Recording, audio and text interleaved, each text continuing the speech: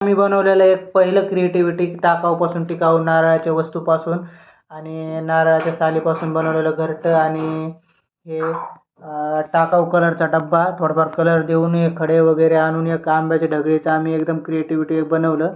आणि हे आमचं दुसरं प्रोजेक्ट. दुसरं बी आम्ही असंच बनवलं आहे. आपल्या पुठ्ठे वगैरे हे त्याला कलर वगैरे मारून त्याच्यात अगरबत्ती वगैरे टाकून एकदम लाईव्ह असं वॉल्कॅनो टाईप तयार केलेलं आहे आम्ही. एकदम कसं खतरनाक वाटतं बघा. एकदम लाईव्ह जिवंत वॉल्कॅनो दिसतो हा.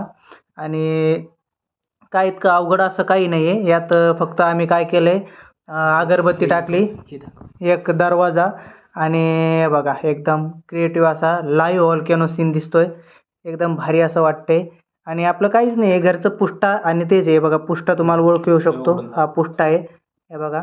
हे खालून साधा पुष्टा आहे. यात आम्ही एक दिवा ठेवला आहे आणि प्लास्टिकची बॉटल आहे हिरव्या कलरची.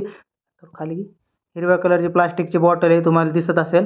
आणि ती प्लास्टिकची बॉटल आपण जेव्हा धूप टाकू तर ते धूपनं जळून जाऊ नये किंवा पगळून जाऊ नये त्यासाठी आम्ही ते दिवा ठेवलेला आहे. त्यामध्ये आम्ही प्लास्टिकची बॉटल त्या आतून तिथं एक होल केलेलं आहे. त्यात आम्ही टाकणारे सध्या एक्सपेरिमेंटसाठी अगरबत्ती आहे. ही अगरबत्ती आम्ही त्यात टाकतोय. अशी अगरबत्ती त्यात एकदम सेफली टाकायची जेणेकरून काही दुर्घटना किंवा इजा होऊ नये त्यासाठी. आणि हे टाकल्याच्यानंतर हे एकदम असं बंद करून घ्यायचं. बंद करून घेतल्यानंतर धुप्पण हळूहळू हे बघा वरती येते. आणि हे एकदम जिवंत असं वॉल्कॅनो दिसते बघा. किती खतरनाक दिसते बघा. हे बघा काय खतरनाक लुक येते. वाह!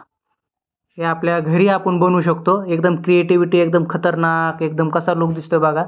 हे विज्ञान प्रदर्शनासाठी बनवले. 9 तारखेला विज्ञान प्रदर्शन आहे जालन्यात, त्यासाठी हे बनवलं आम्ही वॉल्कॅनो.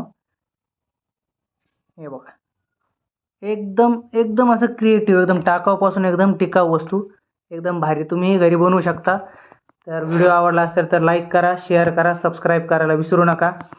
थँक्यू. Good night. टान टान.